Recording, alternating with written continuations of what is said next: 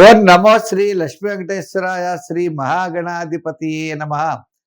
శివాయ విష్ణు రూపాయ శివరూపాయ విష్ణవే శివస్య హృదయగుం విష్ణో విష్ణోశ్చ హృదయగుం శివ యథా శివమయో విష్ణు ఏవం విష్ణుమయ శివ అన్నారు. శివకేశవ భేదం అనేది మనకి లేదు. ఎందుచేతంటే మహాశివరాత్రి పర్వదినం వస్తోంది.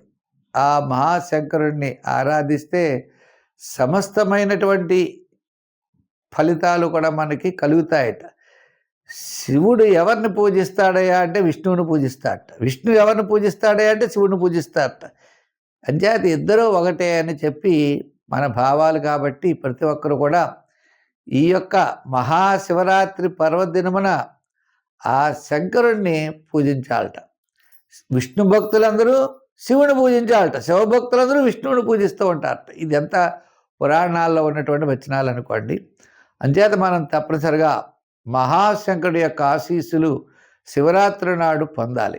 ఎవరు పొందాలి అంటే గురుబలం లేని వారు తప్పనిసరిగా పొందాలట. గురుబలం ఉన్నవాళ్ళు ఎలాగ పొందుతారు? గురుబలం లేని వాళ్ళు ఎవరయ్యా అంటే మేషరాశి వారికి గురుబలం లేదు.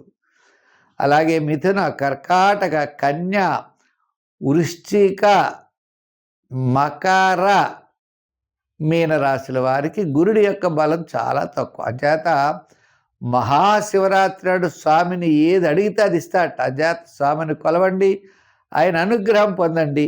మరి ఆయన అనుగ్రహంతో మన యొక్క వారఫలాలు అనేవి ప్రారంభించబడుతూ ఉంటాయి. అంచేత అటువంటి పర్వదినాన్ని మనం, శివరాత్రి పర్వదినాన్ని మనం సద్వినియోగం ప్రతి ఒక్కరూ చేసుకోవాలి. అంచేత ఈ నెల 15 నుండి మనకి 15 నుంచి 22 వరకు ఉన్నటువంటి గ్రహాల యొక్క పరిస్థితులను అనుసరించి మనం రాశి ఫలాలు తెలుసుకుందాం. మిథున రాశి.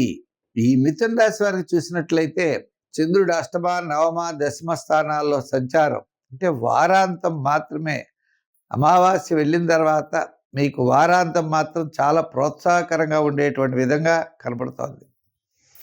అంటే వారాంతంలో శుభరూపేటువంటి ప్రయత్నాలు ముందుకు వెళ్ళగలుగుతారు. వివాహాది ప్రయత్నాల్లో అవ్వచ్చు, గృహ నిర్మాణాది ప్రయత్నాల్లో అవ్వచ్చు, తప్పనిసరిగా ముందుకు వెళ్ళండి. కొన్ని చికాకులు అనేవి ఉంటాయి, ఉన్నా కూడా చికాకులు పక్కన పెట్టండి. ఎదురువాడికి సమాధానం చెప్పేటువంటి పరిస్థితులు మీకు ఎదురవుతూ ఉంటాయి. ఆర్థిక వ్యవహారాలు అవ్వచ్చు, ఉద్యోగంలో అవ్వచ్చు, వృత్తుల్లో అవ్వచ్చు. స్వల్పమైనటువంటి ఆటంకాలు, సమస్యలు వస్తే వాటికి వివరణ ఇవ్వాల్సినటువంటి అవసరం అయితే మీకు ఖచ్చితంగా ఉంటుంది. అంటే వేగంగా వెళ్ళిపోవడం, మనం తప్పనిసరిగా విజయం సాధిస్తాం అనుకోవడం, లేదా ఏ పనులు అవ్వట్లేదని చికాకుగా ఉండడం, ఇవన్నీ కరెక్ట్ కాదు. మీ యొక్క ప్రయత్న లోపమే మిమ్మల్ని వెనుకకు మళ్ళిస్తోంది అనే విషయాన్ని మీరు గుర్తించుకోవాలి.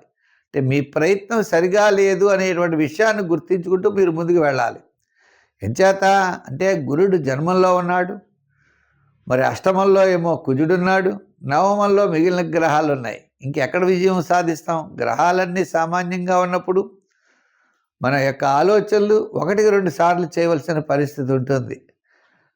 కొన్ని సందర్భాల్లో మన ఆలోచనలు కూడా సరిపోవు, మించిన కార్యక్రమాలు ఉంటాయి. అప్పుడు అవసరమైతే మన వెల్విషర్స్ యొక్క ఆలోచనలు తీసుకోవాలి.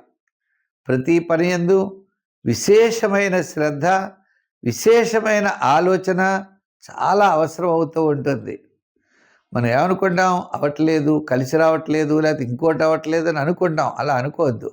మన యొక్క పంథ, మన యొక్క మార్గాన్ని మార్చవలసిన అవసరం ఉద్యోగపరంగా ఉన్నది, రాజకీయ పరంగా ఉన్నది, వృత్తుల పరంగా ఉన్నది, వ్యాపార పరంగా కూడా. అంటే మీరు దొరికి చేసిన వ్యాపారాలు ఇప్పుడు చేస్తే ఎలా కుదురుతుంది? ఇప్పుడు వ్యాపారాల్లో మార్గం మార్చాలి, పంథా మార్చాలి, తీరు మారాలంటారు దాన్ని. ఇప్పుడు ప్రజలకు ఏ వ్యాపారం కావాలో ఆ వ్యాపారం చేస్తే మనం లాభిస్తాం తప్ప ఇటువంటి విషయాలు కుదరవు. సంఖ్యల్లో 6, రంగుల్లో గ్రీన్ వాడండి, ఆరాధనలో శివారాధన చేయండి, విజయం వైపుకి వెళ్ళగలుగుతారు. ముఖ్యంగా వారాంతం చాలా యోగదాయకంగా ఉంటుంది.